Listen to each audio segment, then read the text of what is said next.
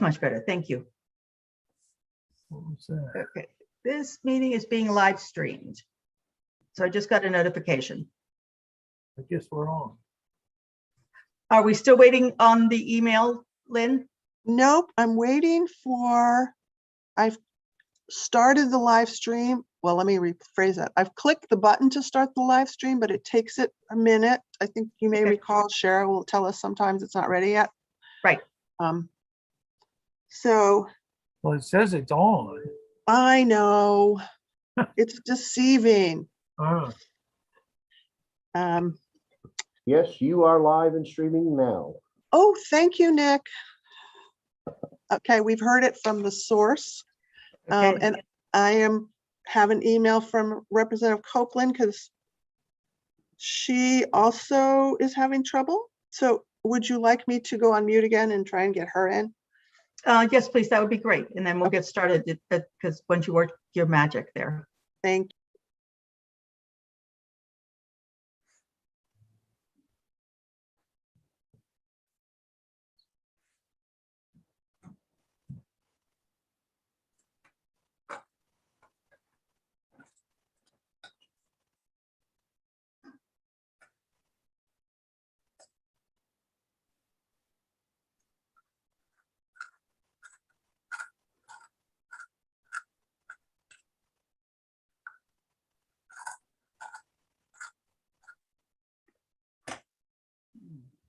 I think Y2K is 22 years late.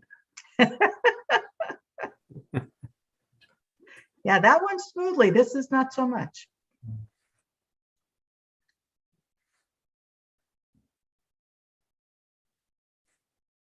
Well, I did just send her a link, and I am going to say that oftentimes I have to take credit for the mistakes that are occurring, but this is not me this time, just so you all know. Okay, yeah.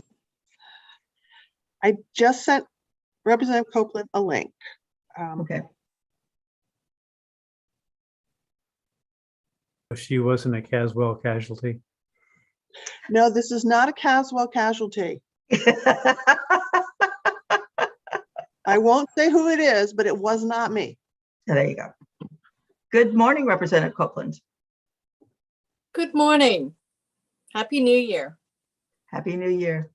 Well, it appears we're all here, or as many as of us as are interested in completing our work sessions. So my name is Ann Matlack. I am chairing the subcommittee on discontinued roads. With me are several members of the committee. I will get those folks to introduce themselves. Senator Claxton. Thank you, Madam Chair. My name is Ned Claxton, and I represent Senate District 20, which consists now of Auburn, Minot, Mechanic Falls, Poland, and New Gloucester. Thank you. And Representative Toole. Good morning. I am Representative Will Toole. I represent the Machias area, most of it, plus Lubeck and Eastport, way down in Washington County. Thank you, sir. Representative Copeland. Thank you, Madam Chair. My name is Lynn Copeland. I am proud to represent the fine folks in House District 14, which is downtown and coastal Saco for now. Districts are changing. Yes, including our numbers. And Representative Downs.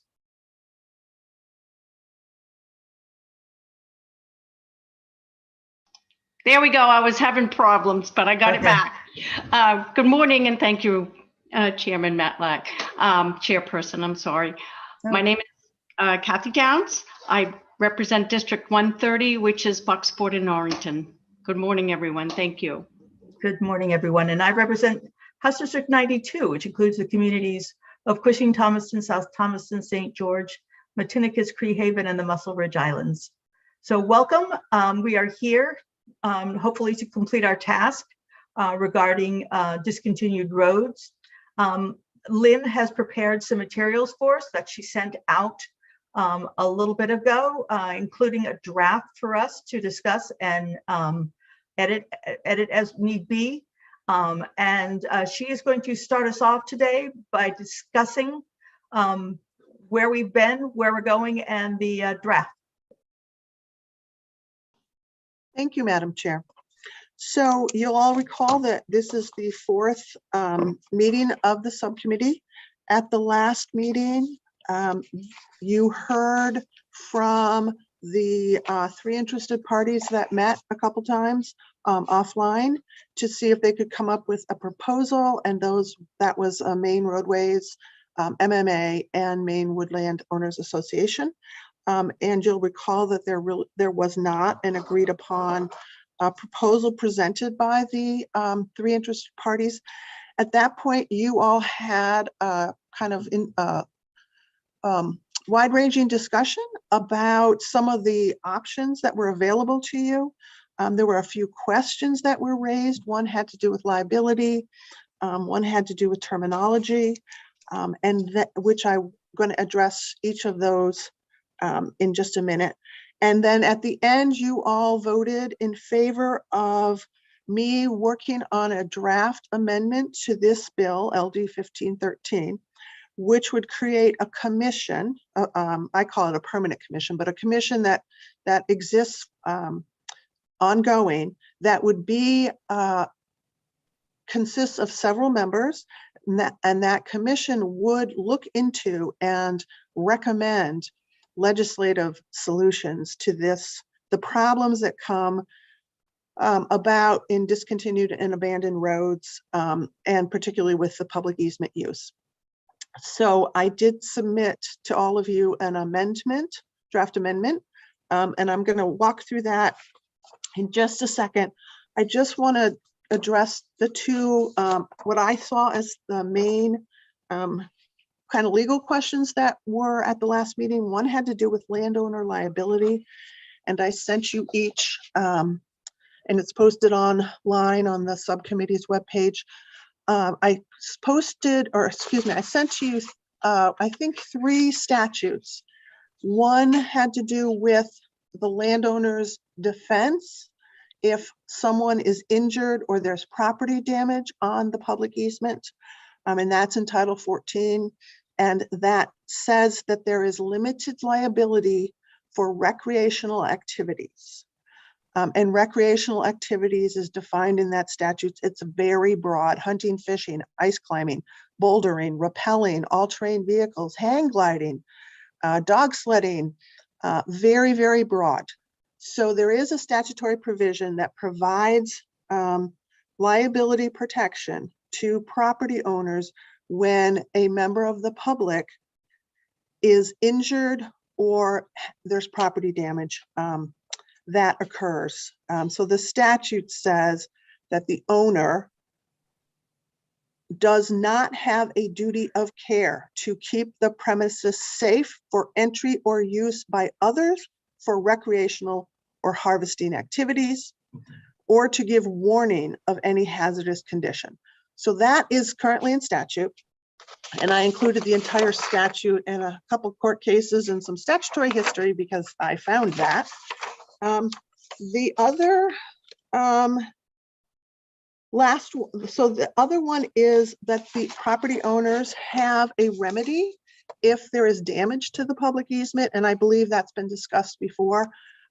That allows a property owner abutting a discontinued or abandoned road, if there's a public easement, they can bring a civil case for damages or injunctive relief if someone causes damage to the road in a manner that impedes reasonable access.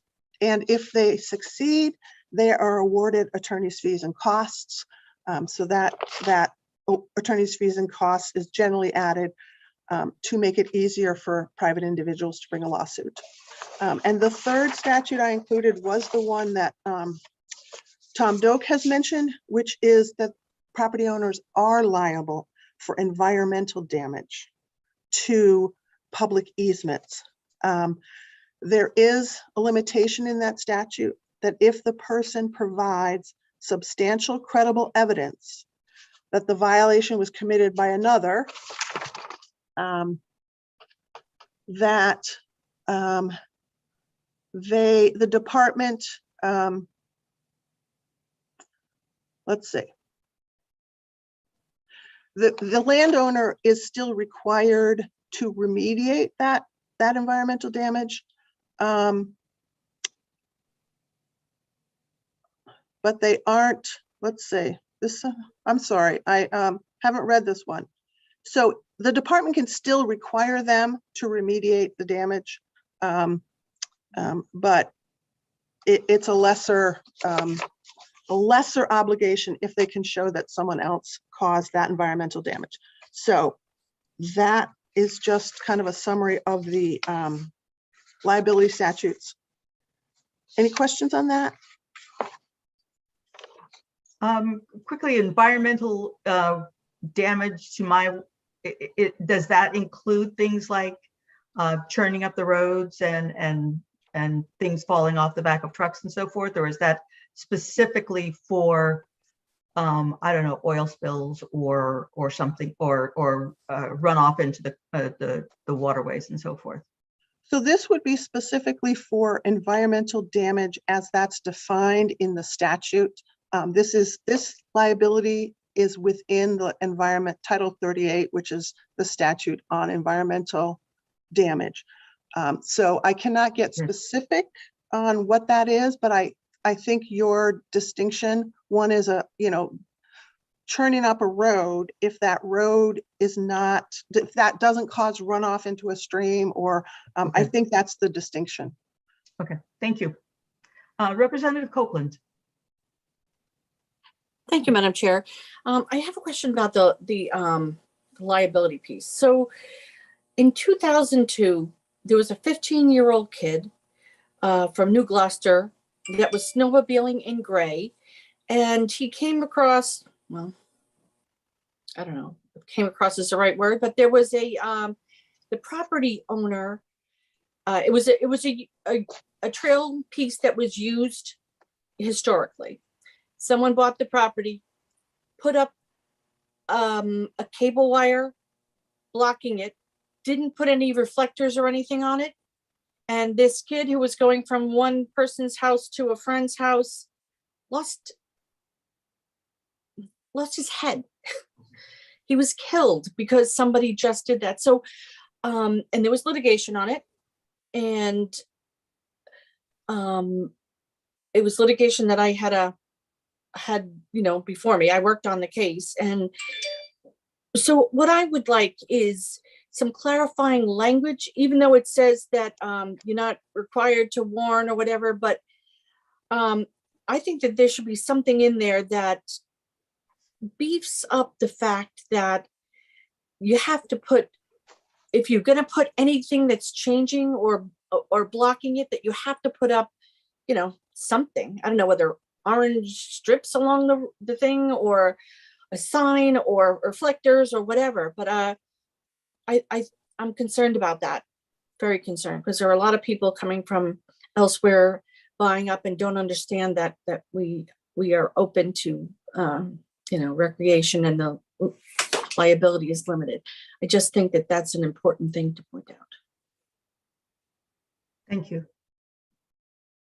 It's a horrendous story for one thing, but thank you for sharing.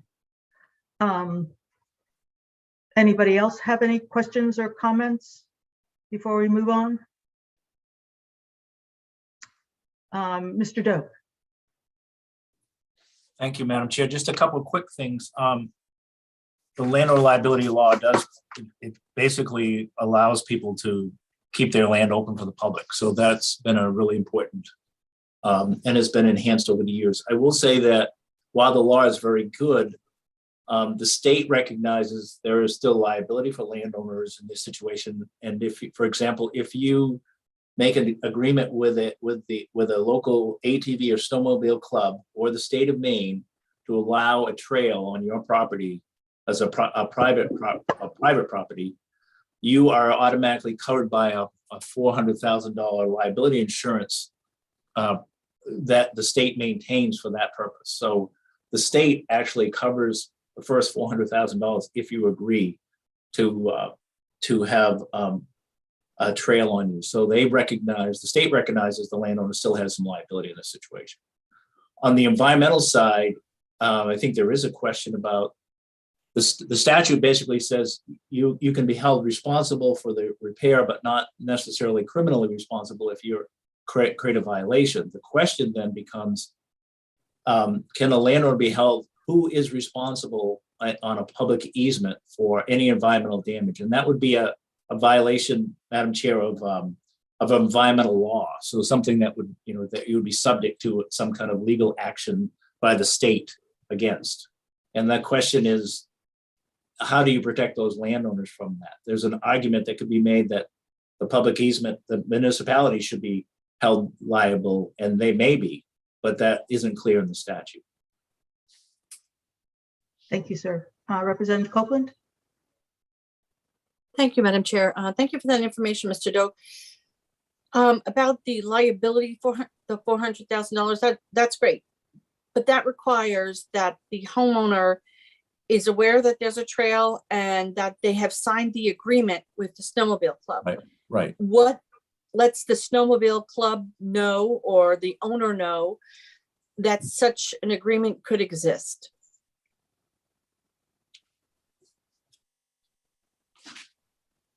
Mr. Doak, do you? Yeah, I'm trying to, would you, Representative Copeland, could you repeat that back to me? I was trying to lower my hand to get my hand out of the way. So I'm sorry. No problem at all. I was just curious how the landowner, a new landowner, or the snowmobile club or whatever club, with the AQ, whatever, how would they know that there's a new owner? And how would the owner know that there's a potential agreement that they could sign to help them with the $400,000 liability? No, most of the time, it's up to the club or the state to contact the land. These are usually yearly agreements.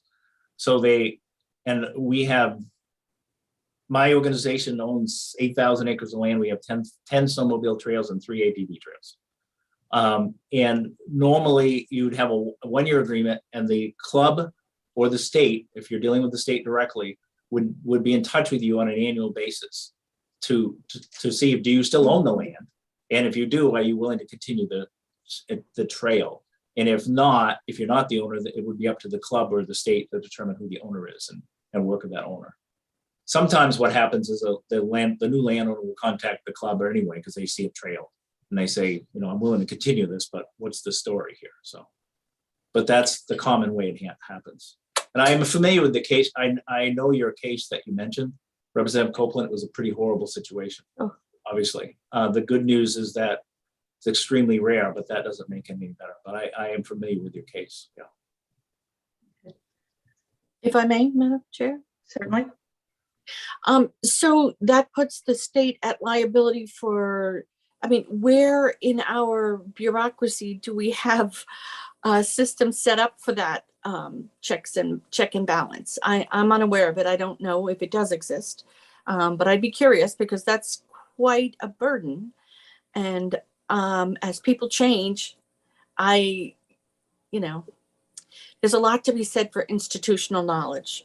And if people who are now in positions that weren't before, I don't know how much of this is passed on, and does that put the state at liability, in a negative position in liability? I think the good news from the state point of view is the law is very good and very protective of landowners. I will tell you that there have been very few cases, and I can't remember exactly how the case you're talking about turned out, but I think it was a settlement, perhaps. I'm not sure. Is that right? Yeah. That's my understanding, but I don't know. Mr. Doak, is there some sort of registry or list of agreements that a central location, I gather, a central location so that folks know where to go to look up about agreements, or is this just understandings and on a case-by-case basis depending on the snowmobilers? I understand that, for example, there are property owners who will only make agreements with the snowmobiler clubs, which means that there is a responsible party that is taking measures to ensure that the property is not damaged, or if so, then it's repaired. But is there some sort of registry or even just a database someplace that might allow people to know when and where, or is this just something that happens? I know that up in the the northern part of the state is very dependent upon snowmobilers coming up north. So I'm sure that there's something going on that allows them to publicize where people can go and what they can do. Madam Chair, there are 14,000 miles of snowmobile trail, most of it on 95% on private land, and 7,000 miles of ATV trails, mostly on private land. But these are all private agreements. The snowmobile program, and in the past, the ATV program has produced maps every year to show people where the trail systems are. But these are individual agreements made with a club or the state with the private owners, and sometimes on the public side too. But the vast majority of them are private agreements. So there's no like registry of those kind of things, but often you can find a map that at least shows where the trail systems are. Okay, thank you. Ms. Manter? Thank you. Two of my most recent contacts that I've had through main roadways, one of them says that the people who are members of the ATV club seem to be responsible users and respectful and stay at reasonable speeds. But the people who are not members of the local ATV club are less respectful and often go through much too fast. And he said for some reason seem to want to drive on the left-hand side of the road instead of the right-hand side. He doesn't quite understand that. But he's had problems with people who are not members of the local club. The second most recent complaint that I've had, the gentleman is a new owner of the property, and unfortunately the disclosure law that went through a few years ago, he was sort of in the loophole where it was a matter of it wasn't exactly known what the status of the road was, and the information he was given wasn't entirely accurate. One of the things that he wasn't told was that it's an ATV access route. And he recently got 2 letters from the ATV club, one of which appeared to be asking his permission to continue to use it as an ATV trail. And the other letter saying, we don't need your permission. This is just a formality that we send out. The ATV trail is going to be there over this discontinued road, whether you like it or not. And so he's kind of in a quandary, wondering what to do about this. Meanwhile, the members of the ATV club do not want him driving up and down their ATV trail to get to his home. And he's had threats, he's had people shooting at him. This is the kind of situation that we see more and more often. And Okay, I think, yep. yes, Thank you. I believe we are going down a path that is narrow when we want to be much broader in what we're looking at here. So if we could get back to Lynn and the issues with regard to a commission on abandoned and discontinued roads, maybe we'd be able to let them work on these sorts of issues. Thank you, Madam Chair. So as I said, there was questions and other questions about wording in the statute, and I will include that in the discussion of the draft amendment that I sent to you all. I could share it on my screen if that is helpful. I'm Okay, seeing. would folks like to see this as Lynn walks us through it? Oh, yes, you would. Thank you, Representative Toole. So let's do that, Lynn. Okay.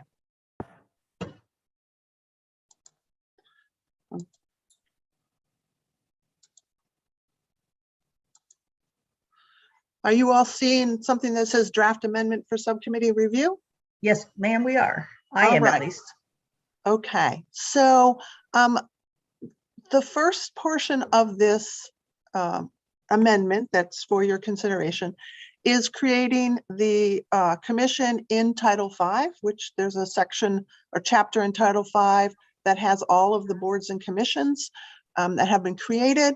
There are different types of boards and commissions. This one is falling in subsection I, which is advisory boards and commissions. So this would be created as an advisory board and commission. I included some of these.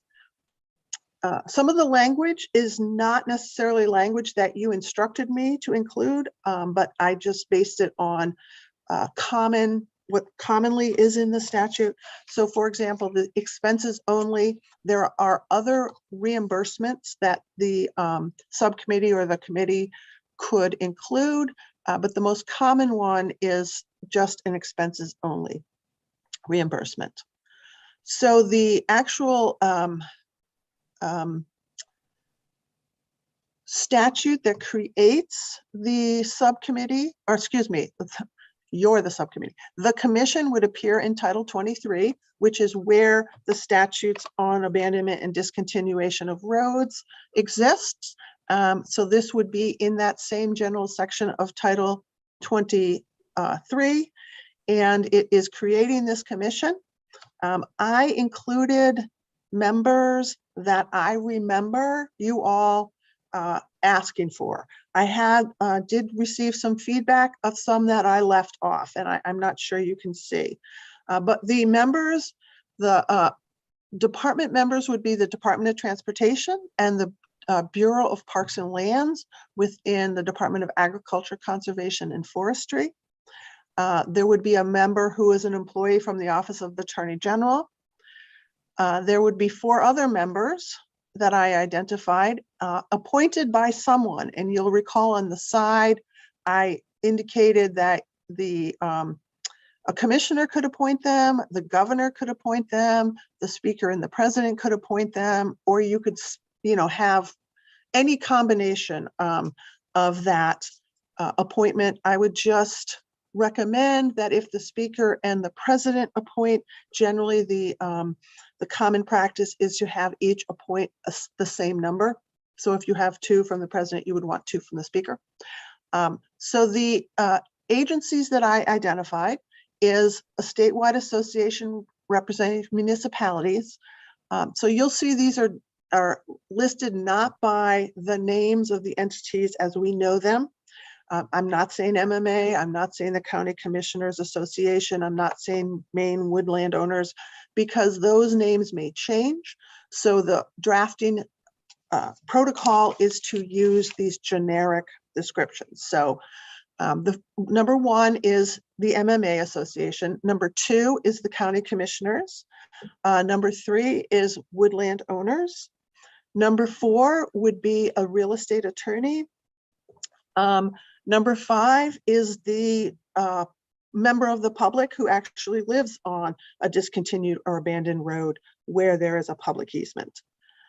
The entities that I did not include, I think that were discussed, and I'm not sure if you can see, because on my screen, people's faces appear over, but the entities that were discussed that I did not include, I believe there was a discussion of including someone representing a natural resource organization or perhaps an environmental organization. There was also discussion of having ATVs and or snowmobiles clubs represented. There was a discussion, about sportsmen's. And also you may want to think about having a member of the public, just a general member of the public, not a member who is directly affected. And also you would want to have an odd number generally so that you don't have any tie votes. So how about I go through the rest and then perhaps you can come back and discuss some of these areas that need to be filled in. Certainly. Thank you very much. The second portion is what are the duties? So I created a very broad duty, which is identify issues related to abandoned and discontinued roads upon which a public easement exists, and that negatively affect property owners, recreational users, members of the public, and all the governmental entities. And then this, in addition to identifying the issues, this commission would also recommend changes that are intended to reduce or resolve those negative effects. So this is very broad. You can get very specific if you would like. When I read this, for example, I would say that the issue about do words in the statute need to be fixed? That to me is included in the subsection A. It could be an issue, and this permanent commission would have the authority under the language I've drafted to do that, to look at statutes. However, as I said, you can also give them very specific duties. So those are the duties. There would be a chair. I went with what is common in other statutes, and that is that the commission selects the chair themselves. I came up with a term of 3 years. Again, that was just kind of arbitrary on my point, or excuse me, on my part. The chair continues in office until a successor is elected. The chair has the ability to preside over meetings and call meetings. And I added in a provision that if the chair is absent, that the Bureau of Parks and Lands could preside over meetings. And you'll recall there was a discussion about which state agency would have kind of where this responsibility and commission, where their main agency would be. And I recall that Bureau of Parks and Lands at the time of the last meeting seemed to be the favored agency. I also listed a term of office for the members of 3 years. And again, except that they may serve until their successor has been appointed. I included that the commission should meet, I believe you said no more than 4 times. I added in at least twice. You do not have to have must. I had it in an obligation that they shall meet. And I said twice. It could be they shall meet once, but no more than 4 times. You could leave it completely optional and not have a minimum requirement. There is an ability under this provision for them to have subcommittees and to invite people who aren't members of the commission to participate. And again, I followed kind of standard language in other commissions and had those additional members as non-voting. Again, that is completely up to you all. If these additional members of a subcommittee have the ability to vote or not to vote. I included a provision about support staff.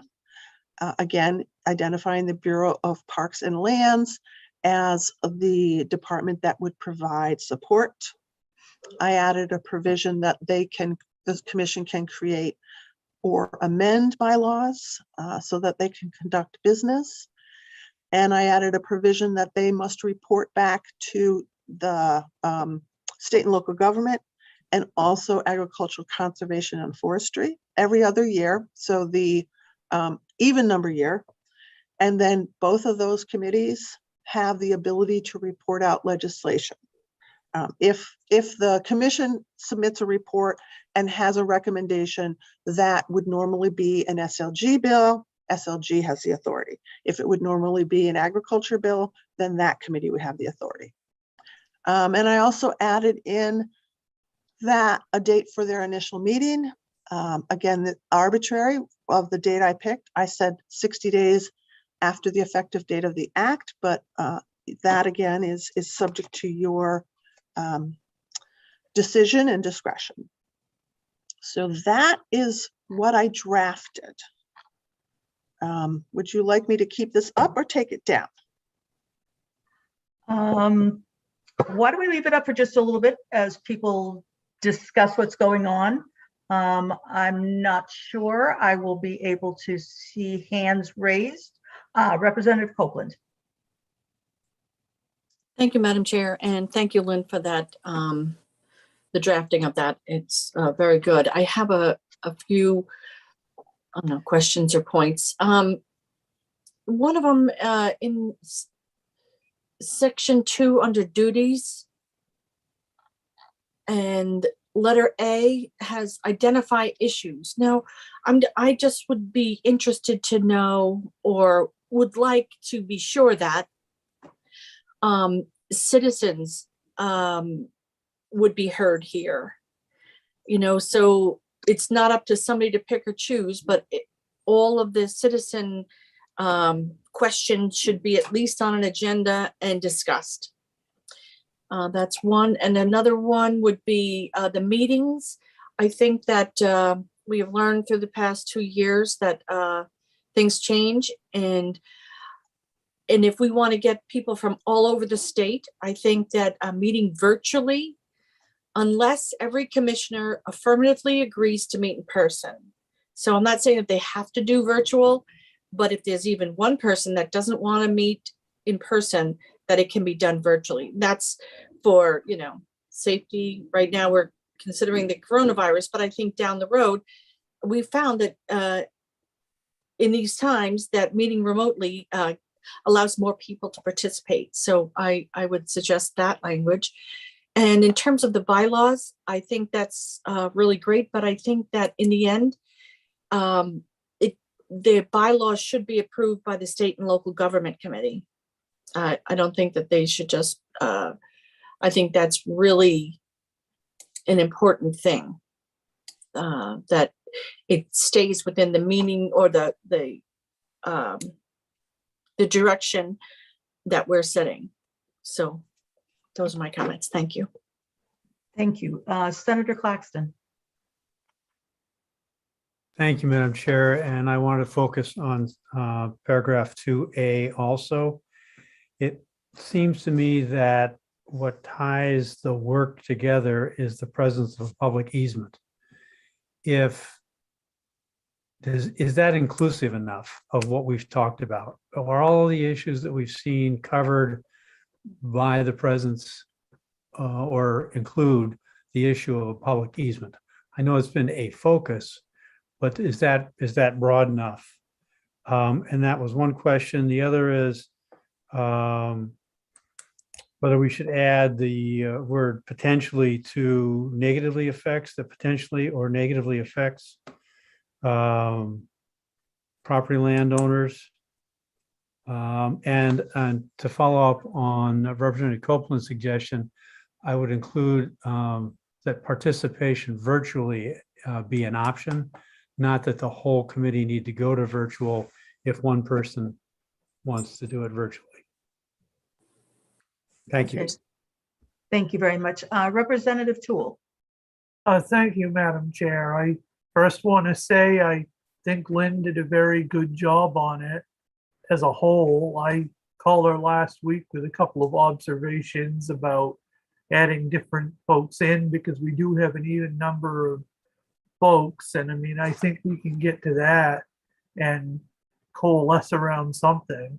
I do agree with Representative Copeland about making sure that the public has an opportunity to bring issues forward or is represented on the commission. And I think, and it is to some extent, I think that will flush itself out. But I also think Senator Claxton had mentioned at one of the previous meetings about getting into liability and public easement issues. So I do think that I wouldn't have a problem with that being specifically spelled out in the duties.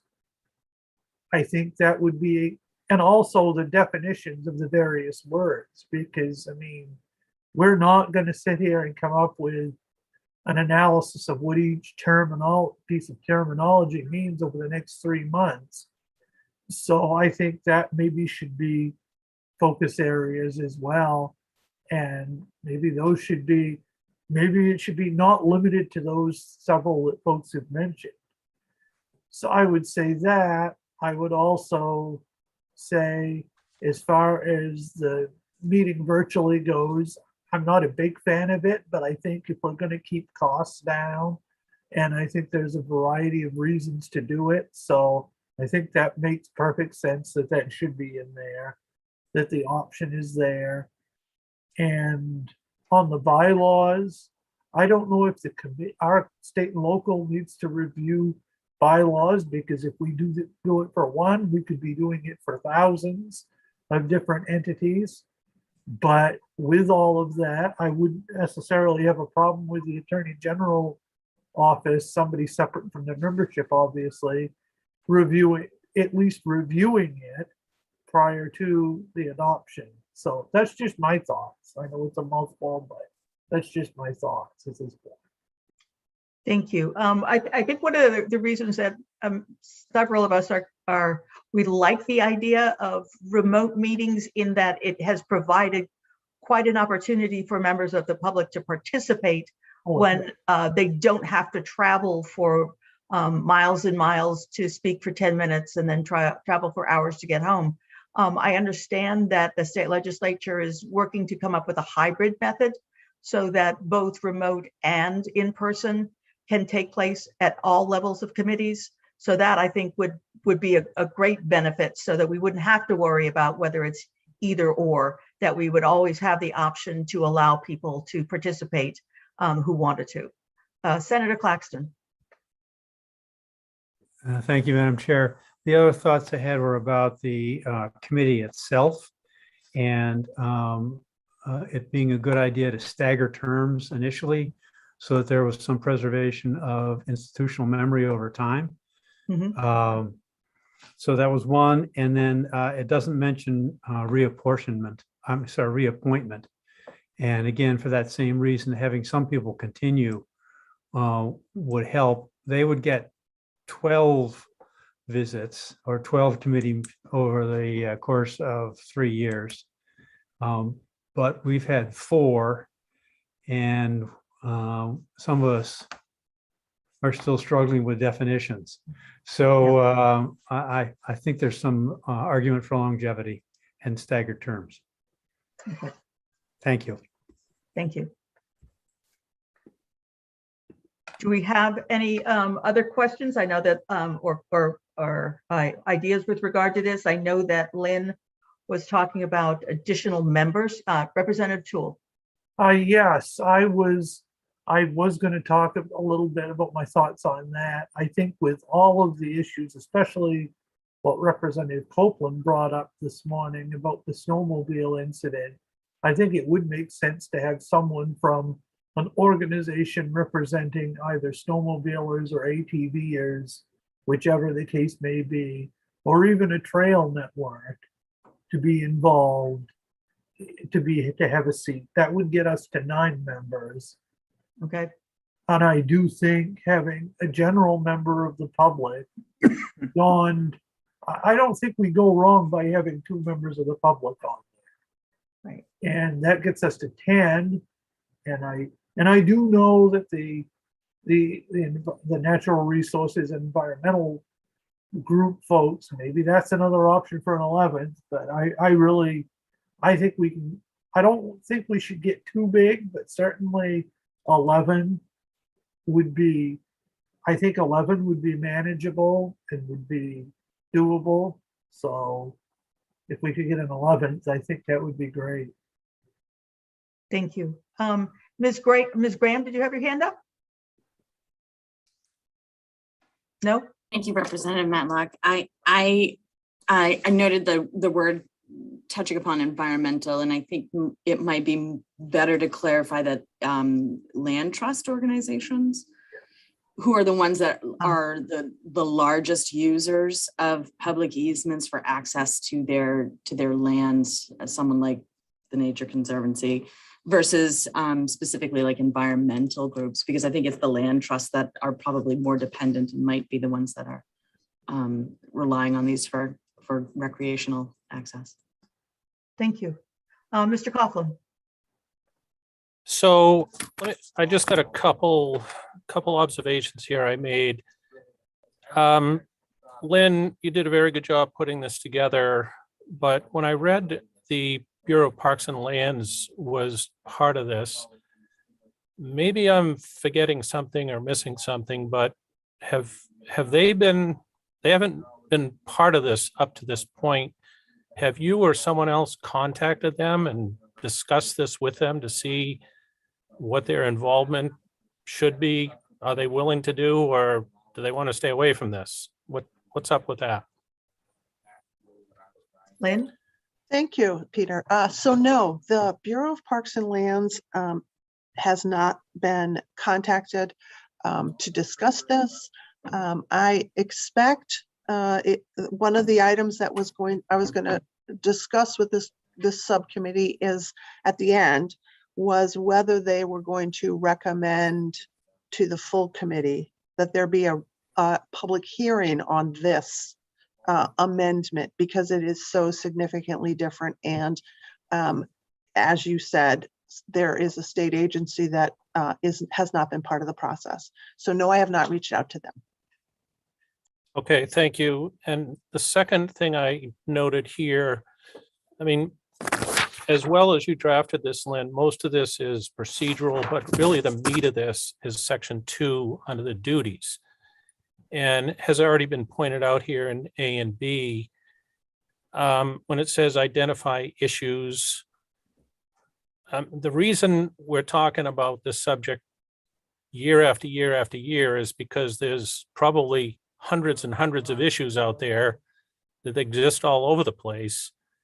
And I'm just wondering, what is the commission supposed to do with identifying the issues? I mean, are we supposed to react to the hundreds of issues that already exist? And then, as B says, identify statutory changes, and we're going to save the day and make everyone's issues go away? Maybe I'm looking at it too simply there, but it just seems that there's an over an abundance of issues, and how we from year to year are supposed to identify specific ones and then come up with some sort of statutory change to solve them. Okay, thank you. Representative Copeland.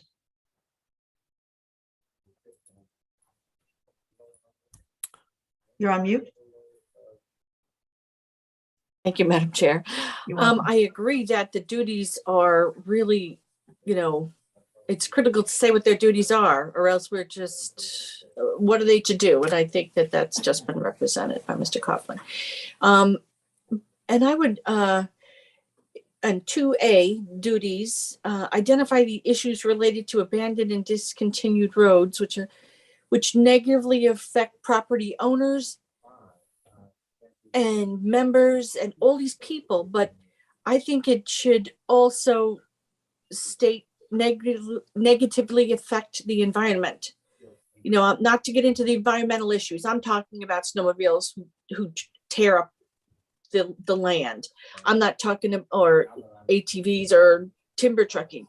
I'm just talking about the land itself. And I think that and not just people should be a focus, but the land itself. And I think that should be edited. Okay, thank you very much. Senator Claxton. Thank you, Madam Chair. With respect to the question about paragraph 2A and the duties, prioritize and address would make that a stronger statement than identify. So if we were to prioritize and address those issues related to abandoned and discontinued roads, that would make it a little bit more active process. And the other thing is, I noticed above there in section 2.1.a, it refers to 4 members appointed by, and then lists 5 members. Did I miss something? I think we're, if I can speak for Lynn, I think at this point we're coming up with the number, and it was just, that was what was there. So it will depend on how many additional members Sure. we want to Okay. add, and we'll fix that original number. Thank you. You're welcome. Mr. Doak. Thank you, Madam Chair. Lynn, could you go back to 2.1? Yes, that one. I would suggest that it might be helpful to identify some very specific things you want the group to look at in addition to the more general. I think there are 2 or 3 items. There are some items that would give, you can look at anything you want to, but you also specifically, we want you to look at these kind of things. Might be really helpful. I was on the ATV task force, and that we had a broad mission, but also some very specific things to talk about. And that really helped kind of focus the group, to be honest with you. So I would suggest that, and things like what uses are allowed and what deal with liability issues, and there are probably some others. And then I'm not sure the ACF department is the right place. My experience has been most of the issues are not recreational. There are definitely some recreational issues, and they should be involved. But these are more road and access issues. So I don't know the right group to be involved. And the IF&W department actually is involved in ran the ATV task force. So it was interesting. So I just don't know that ACF is the right lead, but they might want to talk with them. But I think there are more road issues than recreation issues here. Thank you. Senator Claxton, is your hand still up? Nope.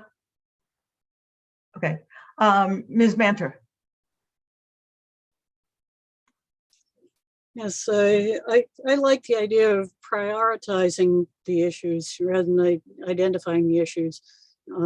As everyone recognizes, there are a lot of issues involved, and we're going to have to narrow down which ones are most important. But I'm a little troubled by narrowing it to those discontinued roads where a public easement exists. There are kind of two categories of problems here. We've been looking at the ones where there is a public easement, but there are also problems with ones where there is no public easement and it leaves people landlocked. So we might want to leave the door open to possibly address that too. Maybe not as a priority, but if we figure out the public easement part, then maybe be able to move on to that since this is an ongoing commission. I agree with Tom Dokes that maybe inland fisheries. I was thinking myself, the inland fisheries landowner relations program, that might be an appropriate place to put this. Thank you. Thank you very much for the suggestion. Ms. Graham.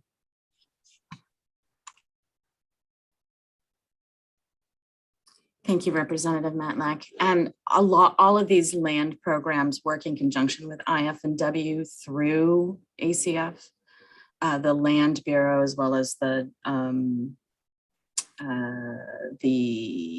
landowner relations. Those are all funded through those entities, which is why I think that that particular committee makes the most sense, or that particular department makes the most sense.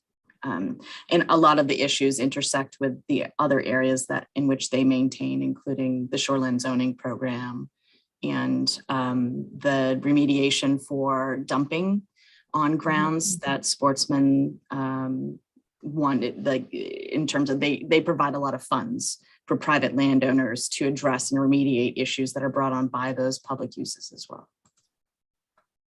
Thank you. Some very good suggestions. With regard to specifics for the duties under A, are there other specifics besides those that Mr. Doak suggested, liability and others? Or do we want to be broader? I do like Senator Claxton's wording of prioritizing and address as opposed to identifying.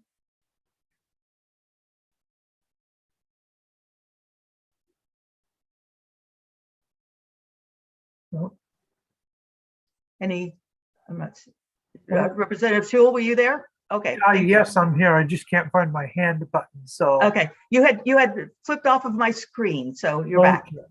Okay, so no, and thank you, Madam Chair. I actually think Senator Claxton's recommendation the other day of 4 focus areas, and I don't know if Lynn has that written down anywhere, but I think that would be a great way to prioritize the duties and put them into buckets. Certainly the liability, the definitions,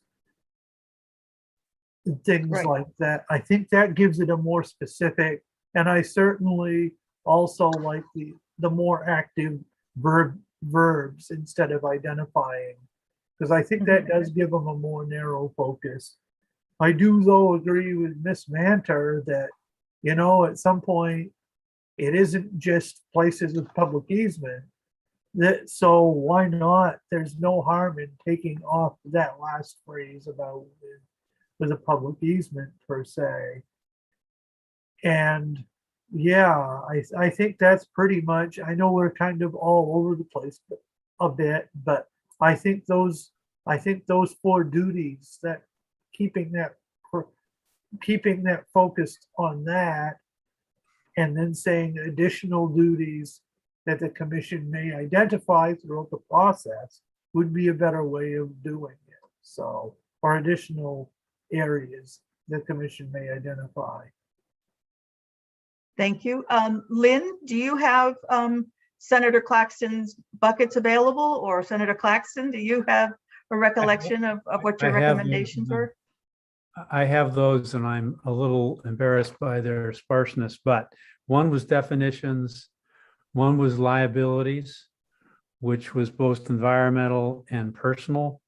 And then my next category was stop digging. And my last category was fix. So I don't think those last two are particularly helpful. But if we could convey the intent, what could be done immediately to help us stop making things worse, and what could be done short term to fix a few things to get started. Because the way this is laid out, the first report will be due December of this year. And that doesn't give the commission a long time to get organized or sorted out. But I also don't want to delay that report for another 2 years after that when there's so much work to be done. Those are my thoughts. Thank you. Thank you. I think that those are 4 good areas. I'm sure that stop digging is not necessarily the language that we need to include here, but along the lines of let's not make matters worse. Let's look at what we've done so far, and in those areas where we can fix things, make recommendations, or even just begin to look at those specific areas. Representative Toole.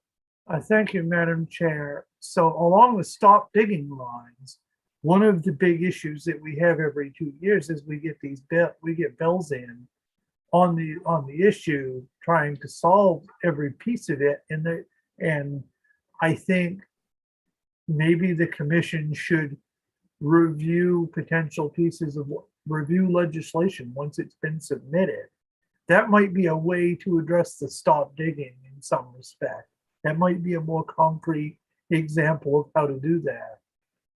Because I certainly think in other committees like Marine Resources, if there's a bill that affects like clam digging, then it goes through the Shellfish Advisory Committee for a review. Or there's a bill on something else, the committee meets and discusses and sort of fleshes out what potential legislation, things like that. I don't know how that would work in this situation, but I think that might be one duty that could help the stop digging category. Is that is referring to the different commissions part of what Marine Resources does when legislation comes in? I know that I've had bills before, and when they've gone to the committee, they've said, has this gone before the Shellfish Advisory? And the answer is either yes or no, but usually when a bill comes up, that when the department testifies, they will make mention of the Shellfish Advisory or the Scallop Advisory has endorsed this, and or various members will come and speak, which is not necessary, but I mean it's helpful in one respect because it shows there's a collaboration going on. So I don't know. I know in criminal justice, the Criminal Law Advisory Commission pretty much reviews everything to do with criminal justice and relating sentencing and things like that, and they often weigh in on different bills. So I don't know if it's a formalized process, but certainly if this group were given the charge of reviewing legislation, then it may not be the only voice you hear, but it certainly could help shepherd the process, if you will. Thank you. Senator Claxton. Yes, you mentioned in passing, and I think it's worth my supporting the idea or the need for a public hearing. Given the number of acres, landowners, and potential users that might be impacted by this work, I think it definitely deserves a thorough vetting in front of a committee. Absolutely. Yes. Lynn Caswell, did you have something you wanted to add? Thank you, Madam Chair.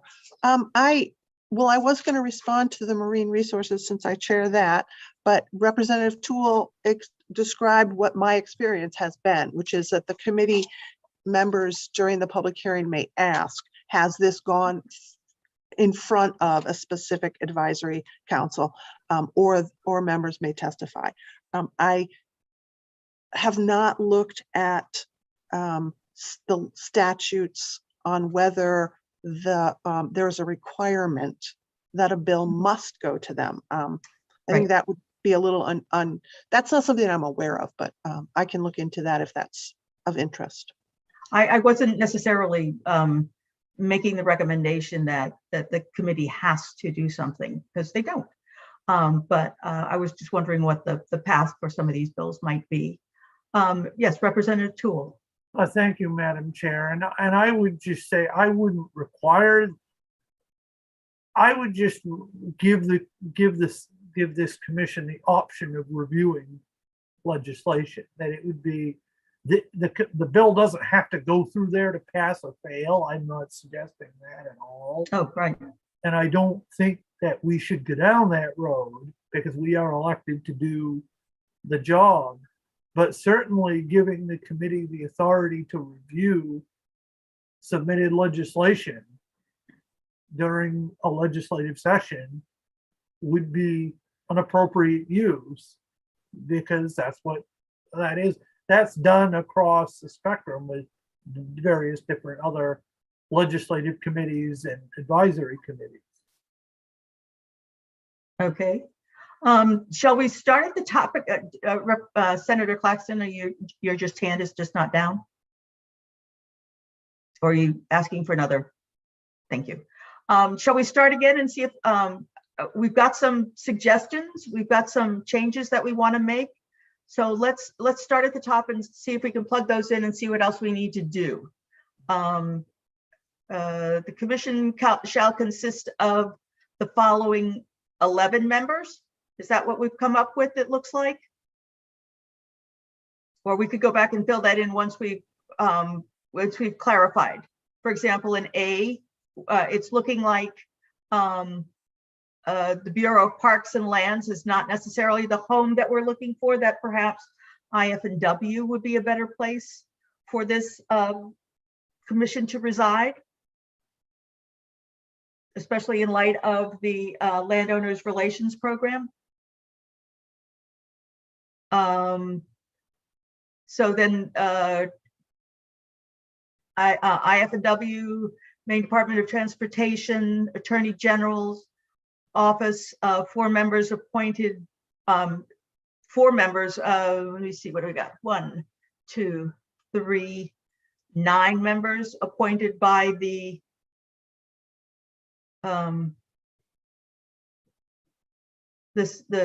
four by the I'm sorry, 4 by the Speaker, 4 by the President of the Senate, and somebody else. How do we do that to get an odd number when they like to be even? If I may, Representative Toole. I can hold off until after Lynn if she's got a suggestion. Maybe it's okay. Lynn. Well, so you have IF&W, Department of Agriculture, Office of Attorney General. Then you have these. You were going to add another public member, right? Yes. And you were going to add. It was suggested. Yeah, it was. There we go. It was suggested by Ms. Graham that the other organization be a land trust of or that area of the world. Right. Is that correct, Ms. Graham? Thank you. So a land trust organization, and yes, the ATV snowmobiler representative. So before we get back to the how to divide, my understanding is ATV and snowmobile are separate organizations. Do you want one from each, or do you want me to separate them out? I'm not sure about separating them out. Representative Tool, do you have a position one way or the other? I was wondering whether one representative from those organizations might be sufficient. Thank you, Representative Madam- Tool? Yes, thank you, Madam Chair. And I was going to say an ATV or snowmobiling, a statewide ATV or snowmobiling representative. I mean, I know there's a lot of cases they overlap, but Mhm. not always. They are separate, but at the same time, I think they deal with similar enough issues that it doesn't necessarily have to be one or the other. Okay, And I was going to suggest that if with an odd number that the governor appoint, give the speaker, let's say 5, and the Senate president 5, and give the governor 1. okay. That might be a way to solve that. So you actually only have, so you have 2 department members and the AG member. Do Mhm. you want, so generally they're usually designated by the commissioner or the attorney general. So it seems to me you have left 8. Oh, Okay. So that would be, you could do 3 and 3 and 3 for the speaker, 3 for the president, 2 for the governor. Or you could just take these 8 and, divide them. So I think with the 8, you could probably come up with even numbers for however you want to divide them up. Gotcha. Representative Copeland, I first of all, I think there is one other, there is a number 5 is a resident of the state. And then there would be number 6, a member of the public who is not directly impacted by this. Thank you. Did you want, did you need to say anything else? Okay, good enough. Thank you. All right, so that's, I think, 8 members appointed, I think 4 and 4 for the speaker and the Senate president. Okay, that sounds good. Okay, and then 2 by the governor? Well, aren't there, Oh, right, 8? right. Sorry, sorry. Yeah. Yep. Okay. All right, so there we are. Now with regard to the duties. So go ahead. if I may, Madam Chair, my sense is what you're saying is specific and general. So if we leave the specific as A, but change the words, so instead of identifying issues, it sounded like prioritizing and addressing, right? Mhm. That Mhm. seemed to be one. And then get rid of the upon which a public easement exists, right? You just want discontinued and abandoned roads. Yes. I got that. And then I'm thinking that the specifics could include, and I'm just going to type liability, easements. I was going to put in public easements as a separate priority category, but that I'm just Okay, that's making good. that up. I had easements, and then I had terminology as opposed to definitions. And I'm not spelling these words right, but you understand what I'm saying. So liability, terminology, public easements.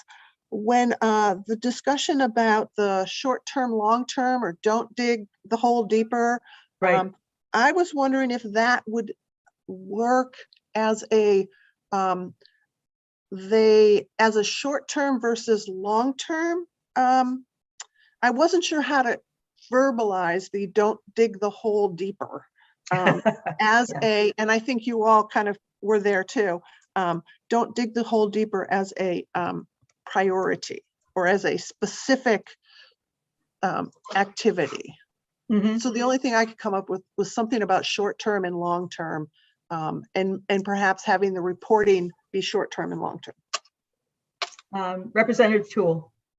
Thank you, Madam Chair. And I think Lynn has hit on the gist of it. I like adding in the public easements, but I think maybe a review of I'm blanking on the words, but a review of the whole process for declaring abandoned and or discontinued roads whenever things change over time. And I wonder if that's a fourth idea, focus area. Maybe that's a better way of putting don't dig the hole deeper, but it does need to be somewhat more specific if we're going to do it. Otherwise, maybe we just stick with the 3 and put all additional issues or just put a catch-all on for a 4th duty. I think the first 3 will keep them busy. So I'm Right. of 2 minds myself, so. I do like the language that's there about review of current discontinued abandoned roads processes. Okay. Mr. Doak. Might I ask that, I think one of the big issues is clarification of allowed public uses. And I don't know if that's covered under the public easement, but that's an area I think I would suggest might need some specific action. So I would just offer that as a possible additional focus area. Okay. Ms. Manter? Kind of extending what Tom Doak just said, one thing that I've been wondering for a long time is whether it's possible to, I don't know whether it would be through this committee or through this commission that we're forming, if it's possible to go to the Supreme Court and ask for an opinion on some of these issues about what the extent of the easement is. I submitted a document which you probably didn't get in time to read it before this meeting, suggesting some questions for them. And an additional question would be, what did they mean when they said that a public easement gives the public an unfettered right of access? This again goes to the defining the terms. And if we don't know what the Supreme Court meant by it, that has opened this whole can of worms about ATVs being able to use all public easements. And I think if we could get them to clarify, did unfettered simply mean that you can't gate it or block it? Or did unfettered mean anything goes? There's a big difference. And that I think has been a lot of the root of some of these problems. Well, we do have representation. We are hoping to have representation from the Attorney General's office. So being able to request clarification and so forth, I think would flow through them. But the clarification of allowed public access is a very interesting phrase, and I'm trying to figure out how that might go in there. Anybody else have any comments with regard to the duties of the commission? Representative Copeland? I believe Representative Toole is before me, Madam Chair. I'm sorry, he's bumped off my page again. Representative Toole, please. Thank you, Madam Chair. And I guess what I would my suggestion with the clarification piece there is to maybe merge that in with the public easement to say public easement and clarification, because the two sort of go hand in hand. I mean, it's not a direct fit, but I think what Mr. Doak said was I think it's worth including in that bucket, so to speak. Okay, thank you. Representative Copeland. Thank you, Madam Chair. I strongly feel that negatively affecting land and property owners and recreational. I think that that's an important piece. Okay, yeah, that's right. You did ask that we discuss the impact on land, just not simply landowners. Thank you.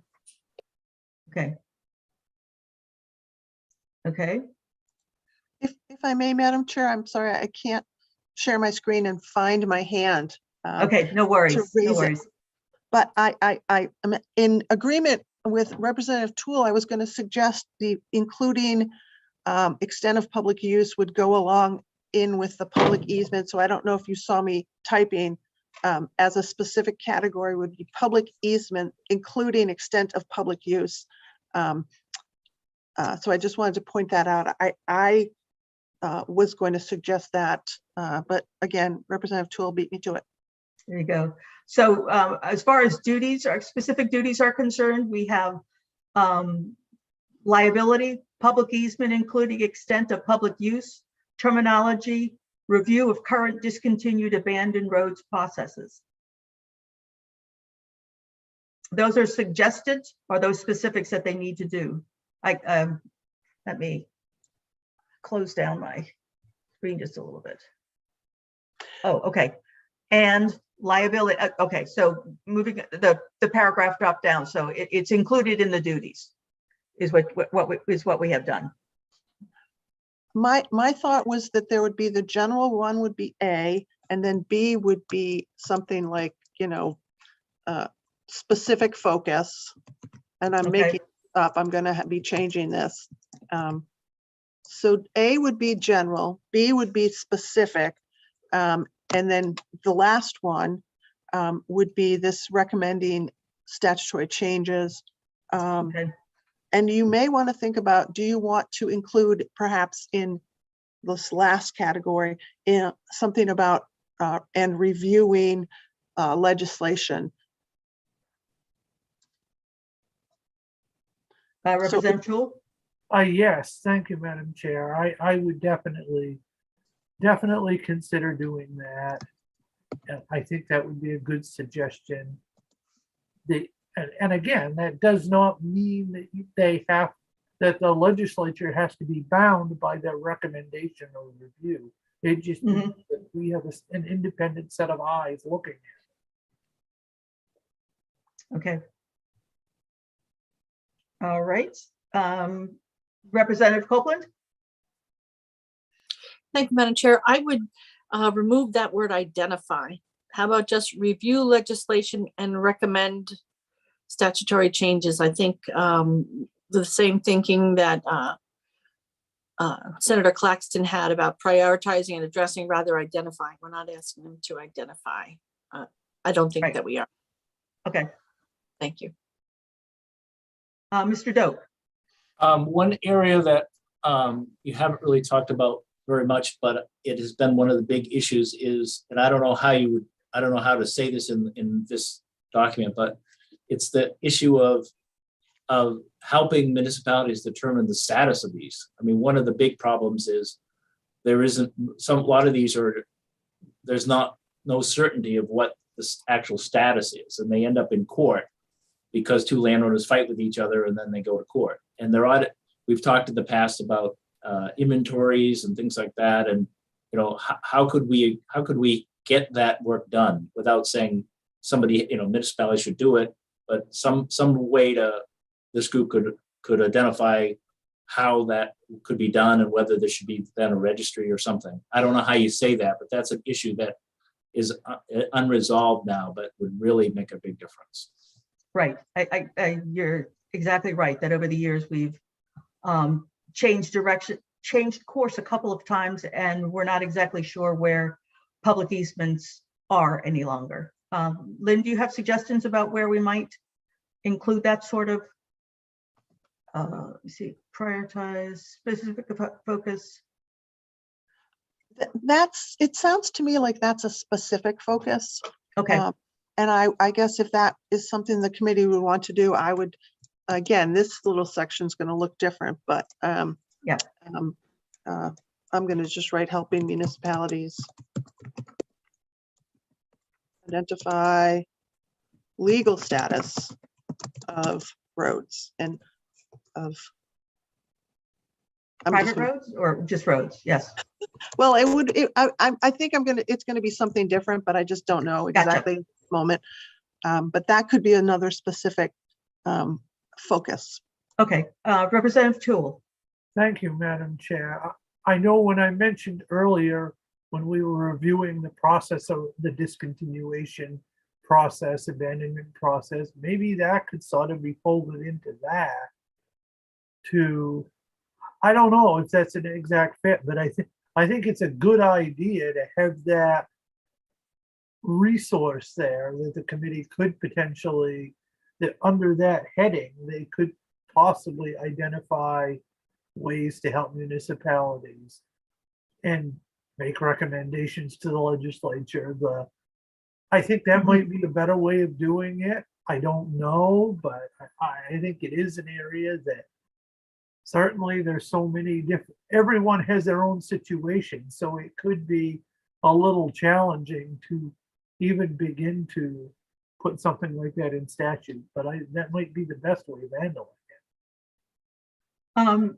Okay, what we have under item B currently is specific focus of the duties of the commission shall include liability, public easement, including extent of public use, terminology, review of current discontinued and abandoned road processes, helping municipalities identify legal status of roads. And I would put the word including, I would just put the word including in there as a segue. I don't know if that's a perfect segue, but it's. Got you. Under the review of current and discontinued roads process. Yeah. Okay, perfect. That's just how Representative, excuse me, sir. Okay, Representative Copeland. Thank you. I think that the language about helping municipalities identify legal status of anything will be troublesome for the Attorney General's office. If there's not better language, the state does not do legal work for municipalities. I've known that from several things that have happened, and I think that language is going to be screamed at by the Attorney General. How about we take out legal? Or is that? But is the state going to still, identify status of roads? So we're putting the state or this committee to put the state into the identification of legal status. I think that's a rabbit hole we don't want to go down to. I think that what Representative Toole is talking about, I don't have the right words for what he's saying, but I don't think these are the ones. Mr. Doak? Representative Copeland, when I made that suggestion, I wasn't suggesting this, that the state would do the legal work. It was the group would look at ways that might be helpful so that municipalities could determine the legal status. And that might be, providing some funding someplace or, clarifying something in statute or something. But I did not mean to imply that the state would take on the legal challenge of determining roads, but it's my comments. I understand that. And I know that Lynn is on the fly here trying to take our words out of our mouth and put it on paper, but I don't think those words meet the, I'm just concerned about that specific language. And if we could make it look somehow like you're saying, I'm okay with it. Okay, Ms. Manter? Yes, I was going to say, including finding ways to help rather than helping themselves. And one of those things that we've mentioned before in the subcommittee, but it hasn't gotten in here, is the possibility of providing mediation services to help landowners and towns hash out the details and come to some kind of an agreement. Thank you. Representative Toole. Thank you, Madam Chair. And I do want to say that I agree with Mr. Doak that it was not my intention that I think he said it a lot better than I did. I certainly think that gets more along the lines that provide that maybe identifying resources. I don't know, but it's certainly not, obviously the state cannot get into every one of these roads and advise a municipality or chart the course there. I mean, that's not a good, I don't think that's a good way to go, but certainly there is a way to be a partner. I think that's what he was saying. And I apologize if I misworded it too. We're all trying to do this on the fly. Yeah. Ms. Graham.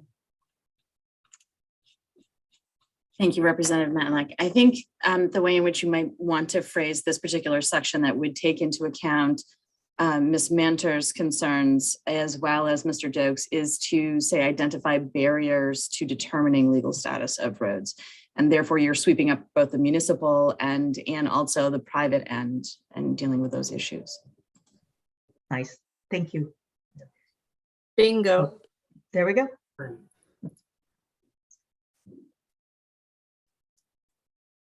Status, legal status of roads. Okay, wonderful. Anything further? Are we close to coming to a framework for the duties of the commission?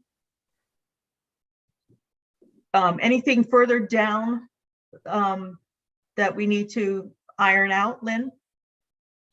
Actually, there's a few that I wrote. So I understand you want to add remote access, remote Right. participation. Right. And staggered terms. So I can, if that's staggered terms would go probably in here, as would language that consecutive terms aren't prohibited. And it's not going to come out that way, but that was, I think, Senator Claxton's executive terms are allowed. So people can serve. More than 3 years? Yeah. Yes. Okay. So remote meetings, staggered terms, you can serve more than one term. There was a mention of the public comment, and I was wondering if allowing or requiring this commission to accept public comment. You could put something specific, I'm thinking, in this section on meetings that specifies that this commission must provide a method for public to comment. You could say once a year, you could say at every meeting, or you could just leave it very vague, but I guess I would probably add that provision if you wanted it to be in here. Okay. I'm always in favor of public participation or public comment being allowed. So a requirement perhaps that they provide for public comment. Similar to like a city council or select board meeting where one of the first items on the agenda is public comment. That's my interpretation of what's, Okay. Yeah. I would add that there. Okay. Let's see. The other, so this I assume would be changed to IF and W too. Yes. I'm just gonna, I will remember that. I won't change that.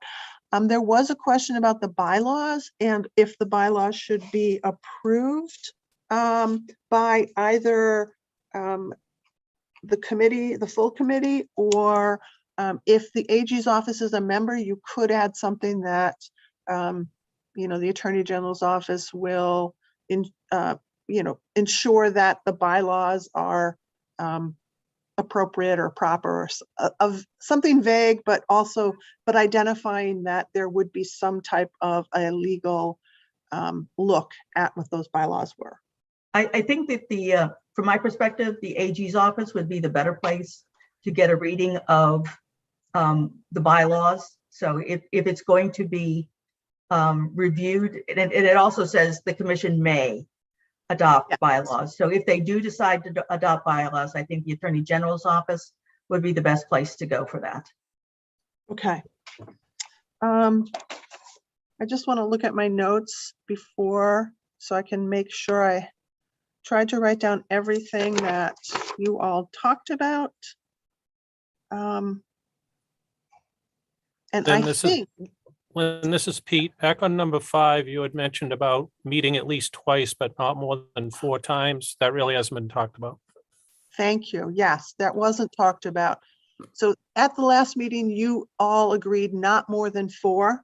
And as I said earlier, I put in at least twice, but again, that was just thoughts in my head and not your direction at all. Representative Toole?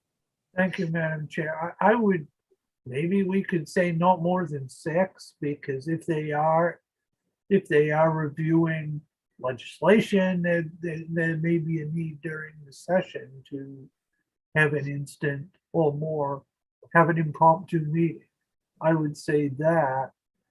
I also think we had there was a discussion about compensation, and I don't know if we're doing virtual meetings or allow for virtual meetings, are we then not, the compensation issue probably is, I don't know as I would put that in. I don't know if we've got to that yet, or if that's one of the things to be discussed. Right, that was at the top of the top of the draft, and that it included just expenses. Okay. Is that sufficient? But I would say, unless you're participating remotely, I mean, members can recoup expenses unless they're participating. And if you're sitting at home or in your office, you're not incurring travel and meals and lodging. Exactly. So I think that needs, I don't know if it needs to be clarified to that extent or, but yeah, I just think that if this is going to trigger a fiscal note, we want to try to keep it as reasonable as we can. All right, Lynn, you had a comment? I'm sorry, Lynn Caswell. Thank you, Madam Chair. I was just going to say that I will look into, I believe that the term expenses only does, by definition, it's limited to things like hotels and meals, but I will confirm that so that that can answer the question. And if it is not, I will add language that specifies remote participation does not, you're not entitled to reimbursement. Does that sound like what the committee is looking for? Representative Toole? Okay. Yes, I think that it should be clear that if you're participating remotely, you then can't be putting in for Mileage. various expenses. Yeah. Representative Copeland. Thank you, Madam Chair. I agree with Representative Toole that it should be opened up in terms of the meeting amounts, that there should be 6. I mean, look at our committee. We're like trying to get everything done because we know that we are, we're at the end. So I think we should give them more, that they should have at least 6 times. And I don't think 2 is enough. I think that 3. So imagine if we met twice, everything would be lost in between. I don't think that's enough. I think it should be 3 years minimum, 6 times, as routine. A minimum of twice a year or minimum of more than that? 3 times a year. 3 times a year. Yeah. Okay.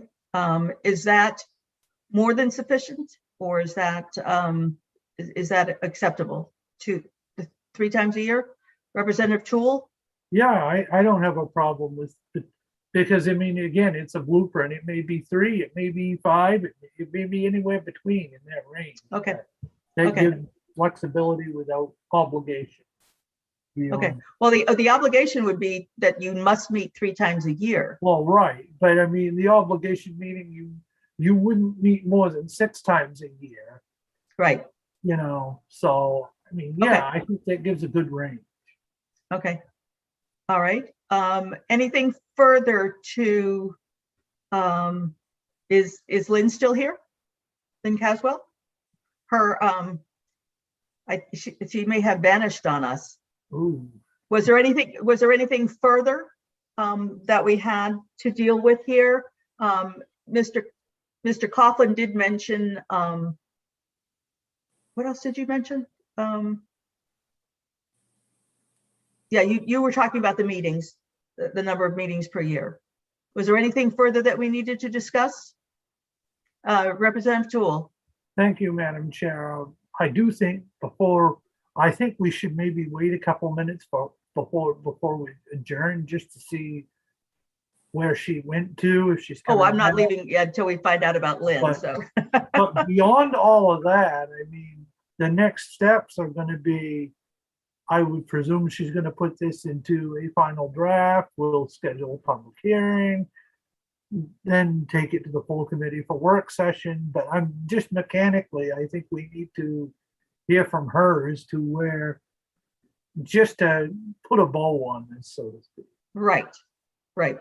So she'll polish up the draft that we have in place that we've been discussing for a while. Run it by us to make sure that she's included everything, and then move forward with a public hearing on this, perhaps notifying IF&W that we have been taking their name in vain, and that they should know about this. We could have. Yes, sir. We could possibly have once we're back in session on Wednesday, we could possibly have another subcommittee after committee next week. And we don't have to get special permission to meet, I don't think, just to Right. do a final review. Okay. Well, we'll ask Lynn how that might work. Let me see. Representative Copeland, you had your hand up? Yes, thank you. I agree that we should meet again and finalize this. I think that we've got something good going on here. I suggest that we invite IF&W to that next meeting. Yeah. Yeah, I think so. Okay, and I keep seeing people popping in and popping out, and I'm trying to think of, yes, Mr. Coughlin. Am I pronouncing it correctly? Is it Coughlin or Coughlin? Coughlin, Thank you, sir. you're good. Thanks. So looking at the initial meeting under number 8, it said, shall call the first meeting within 60 days of the effective date of this act. I'm not sure when that could be, because I'm not sure what process this has to follow. But then when you get 60 days beyond that, we still got to hold 3 meetings at least, and then have a report by December 15th later this year. Is that going to work? From a timing perspective? Yeah, that is a question. Representative Copeland, and then we'll bring Ms. Caswell up to speed.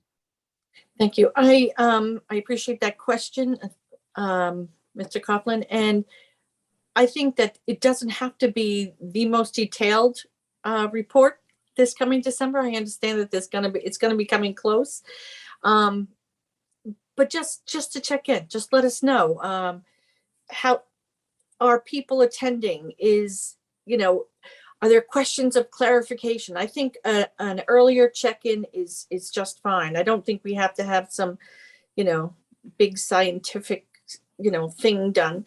I think we just need to check in. So maybe the first one is a check-in. Thank you. Ms. Graham. You're on mute, ma'am. There we go. Yes, thank you, Representative Matlock. I might want to suggest that Lynn check in with the Bureau of Parks, specifically because a number of their programs deal with municipal planning assistance, but also access to lands in the Lands for Maine's Future, in which a number of these easements are used. And again, they have those land assistance programs. So she might want to maybe ask both IF&W and the Bureau of Parks if they would be interested in that. Thank you. Representative Toole. Thank you, Madam Chair. To Representative Copeland's point about the 60 days afterwards, I know if we get done in April, then it's another, this is not, well, I don't know if this is an emergency or not, but say that it is, that puts it to July. Then it puts another 60 days on top of that, puts it to September. I wonder if we even need the 60 days, and why not just at when the bill goes into effect, they can meet from that point on. Why do we really need the 60 days, additional 60 days? That would give them a chance to meet earlier. Okay. So Lynn Caswell, while you were away, we quickly went through what we will be needing to do going forward. I'm not sure that there were any further clarifications or changes to the draft, but we were talking about we would like to see the draft before it's presented to the committee as a whole, whether that entails holding a meeting of the subcommittee after another regularly scheduled state and local government committee meeting, and polishing up there and then submitting it.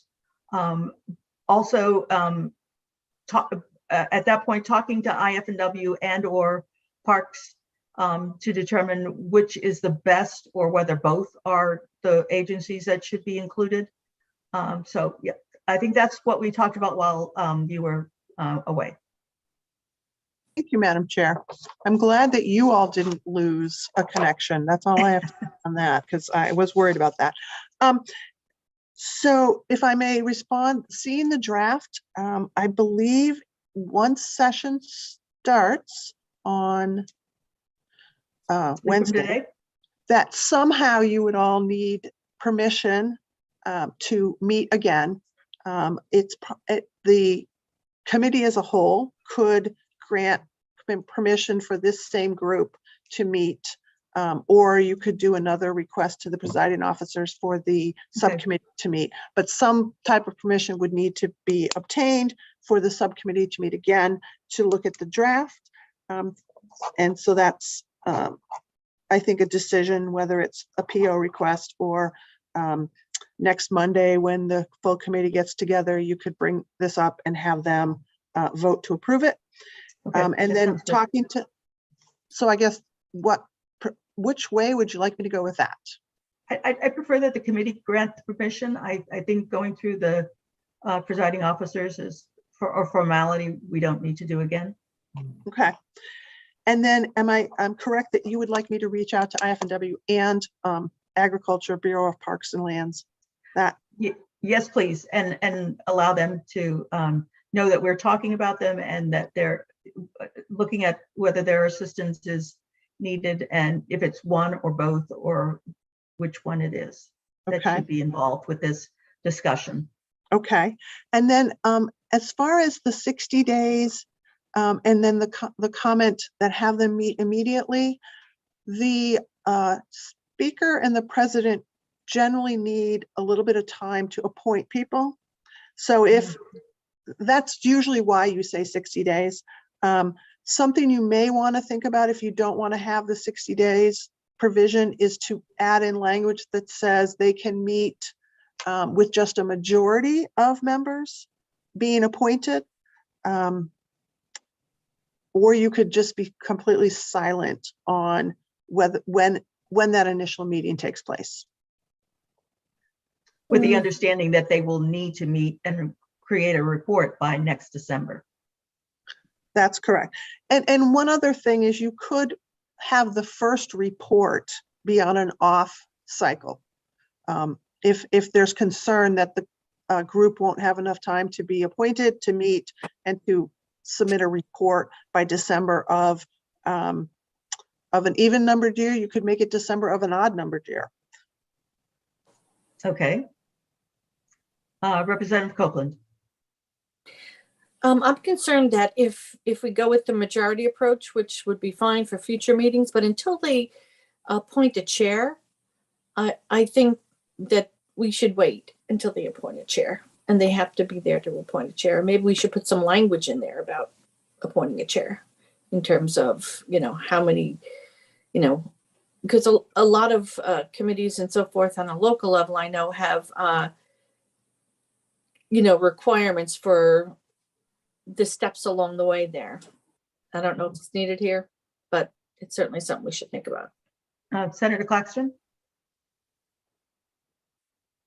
Just a thought that first report could be delayed until February of the next year on the first instance. That would give the legislature a chance to act on any easy things that come out of the committee by that point, if there hadn't been any recommendations by then. Okay. And stipulating in the draft itself that the first report will be February of 2023. Yes. Okay. Representative Toole. Thank you, Madam Chair. And with that, I think that would be also helpful, because if folks do submit additional discontinued abandoned roads next December, bills next December, that would also give the committee a chance to maybe look at potential bills that are coming down the chute as well. And yeah, I think that could be a very good way to handle it. Okay. Any further issues that we have today? Lynn Caswell. I wasn't entirely clear. I understand that changing the report date for the first meeting, excuse me, for the first report. I'm not clear on the 60 days. Do you want to leave that in? Do you want to take that out? I'm not clear where you are on that. I think if we're going to postpone the first report to February, that the 60 days is okay to retain. Okay, all right. Am I seeing agreement? Okay. Yes, thank you. Okay. Anything further? I think Thank I'm you all all. set. Okay. Instruct- Thank you all so very much. I think that when we started out, we didn't know where we were going to get here, but I think this is a good place to end our work. I appreciate your attendance and your participation, and Happy New Year all. Happy New Year. Same to you. Happy New Year. Do we need to make a motion to adjourn? So moved. Second. Thank you very much. We'll see you on Wednesday, most of you.